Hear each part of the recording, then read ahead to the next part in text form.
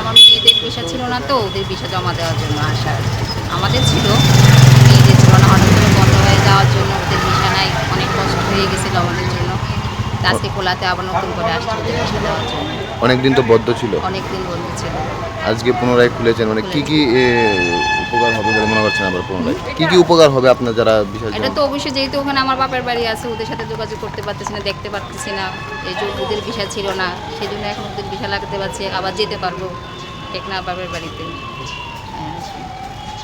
সব কিছু মিলিয়ে যোগাযোগ ওদের সাথে, ওই দেশের সাথে, মানুষের সাথে দেখাশোনা অনেক ভালো একটা হয়েছে।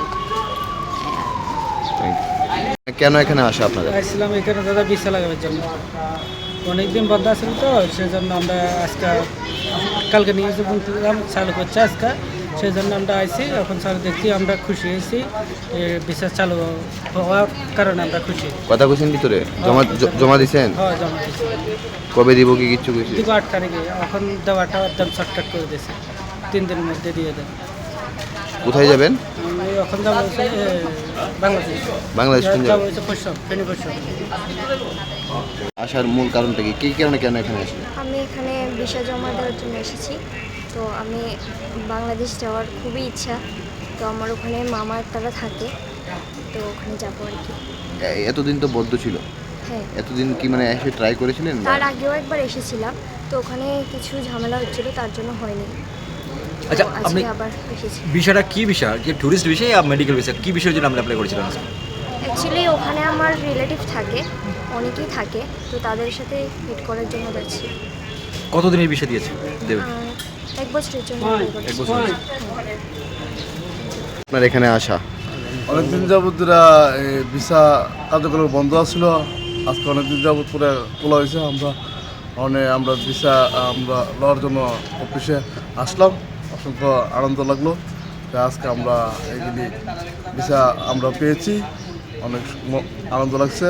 আমরা দেশ ভ্রমণ করবো এবং নিজের একটু স্বস্তি আইছে যে দেশের পরিস্থিতি বিশৃঙ্খলা থেকে আজকে আমরা এই সুন্দর একটা জীবনযাপন এবং খোলা আকাশের নিচে আমরা ঘুরতে পারতেছি।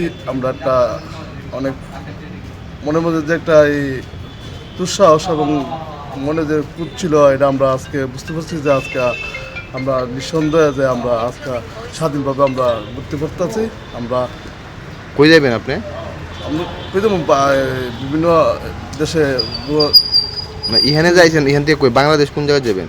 বাংলাদেশ, চট্টগ্রাম, কক্সবাজার, তারপরে সিলেট, বিভিন্ন। আমার নাম কি? আমার নাম স্বপন চন্দ্র দাস।